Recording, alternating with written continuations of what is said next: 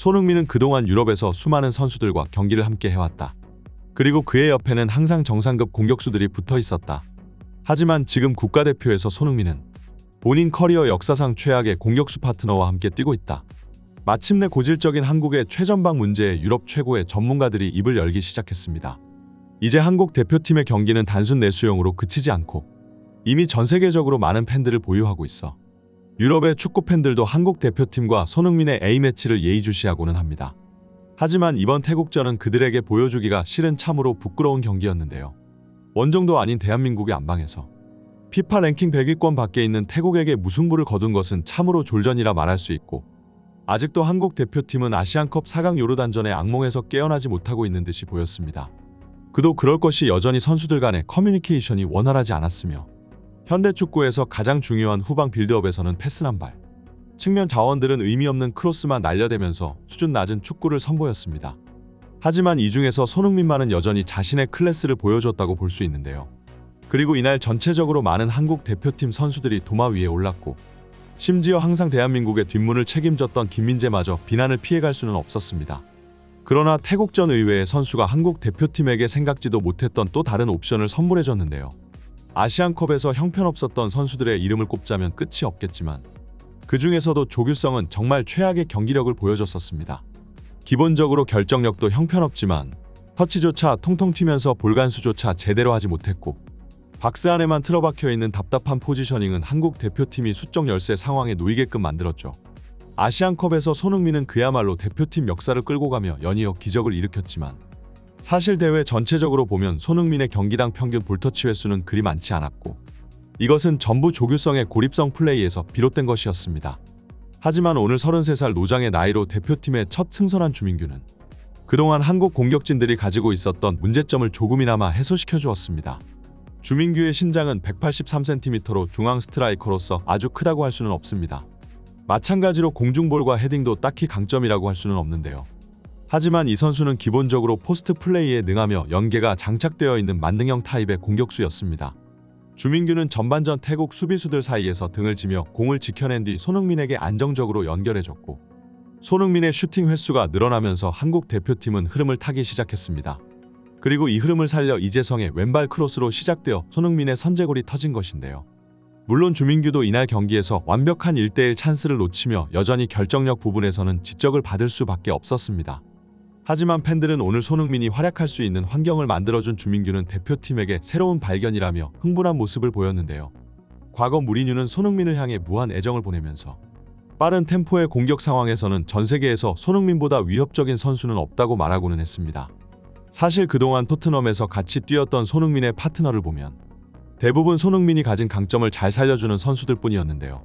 케인은 탐욕왕이라는 별명으로 한국 팬들에게는 나름 안 좋은 시선을 받기도 했지만, 어쨌거나 손흥민과 케인의 손캐 조합이 프리미어 리그 역사상 최고의 공격 파트너라는 것에는 의심의 여지가 없을 겁니다.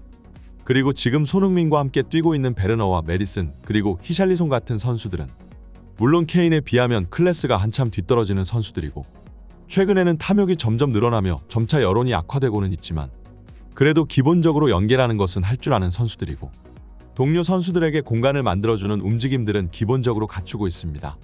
그런 점에서 보았을 때 그동안 조규성과 손흥민의 공격 조합은 가히 최악이라 할 만한데요. 많은 팬들은 조규성의 최대 단점으로 골 결정력을 지목하지만, 사실 그동안 조규성의 진짜 문제점에 비하면 그 정도는 가벼워 보일 정도입니다.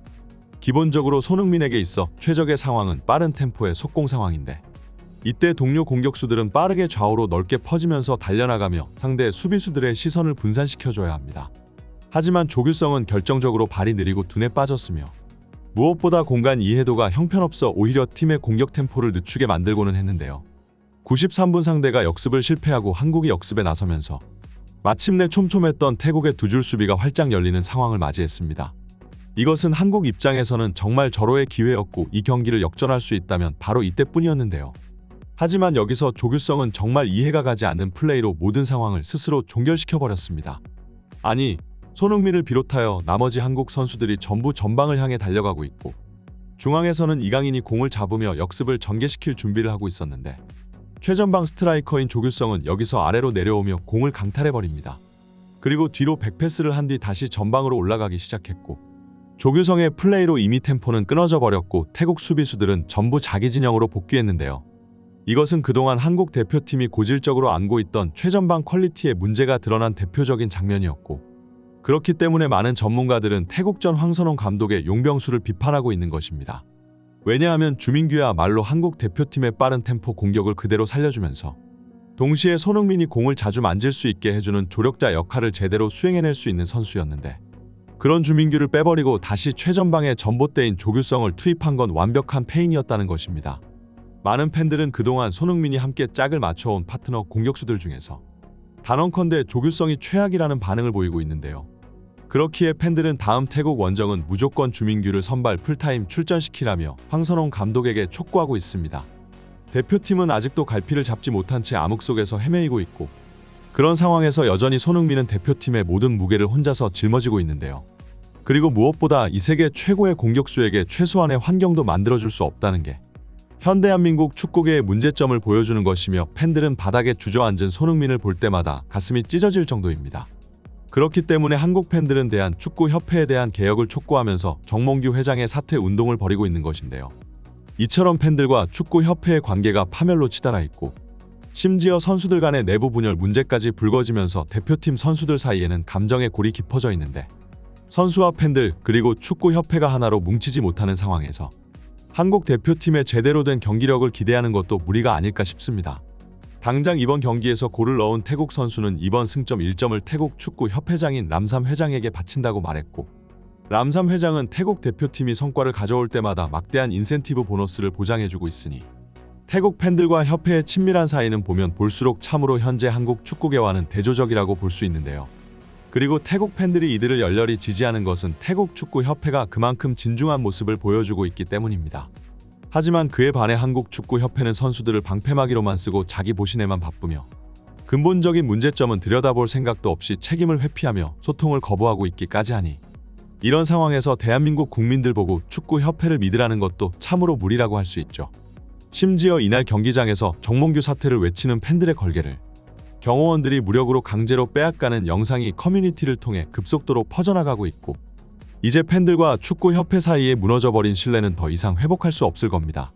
손흥민은 아시안컵 탈락의 충격 직후 은퇴를 암시하는 발언을 해 팬들을 놀라게 했지만, 최근 인터뷰에서는 여전히 팬분들과의 약속을 위해 다시는 약한 생각을 하지 않겠으며 더 강한 사람으로 성장하고 싶다고 얘기했는데요. 끝까지 대표팀과 팬들을 가장 먼저 생각하는 손흥민 선수의 인격에 감명받을 수밖에 없지만, 여전히 손흥민 선수에게는 개인이 감당하기 힘든 과도한 중압감이 짊어져 있다는 생각을 지울 수가 없습니다.